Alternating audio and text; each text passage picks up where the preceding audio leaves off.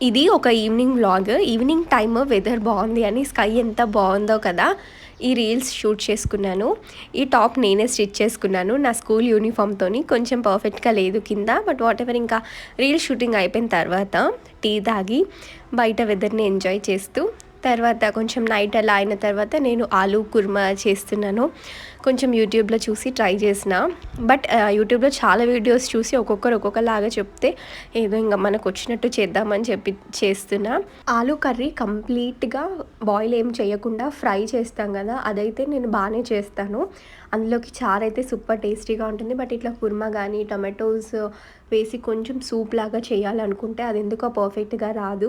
ఇంకా ఈసారి ఫ్లేవర్ బావుండాలి, ఎల్లిపాయలు ఇట్లా దంచి ఇన్ని చేసిన లాస్ట్‌కి పెద్ద టేస్టీగా అయితే ఏం లేదు. మామూలు యావరేజ్‌గా ఉంది. ఇంకా వాటర్ ఏమైనా ఎక్కువ అయ్యాయో ఏమో నాకు అర్థం కాలేదు. బట్ టేస్ట్ ఓకే, ఓకే ఉంది అంతే. Thanks for watching.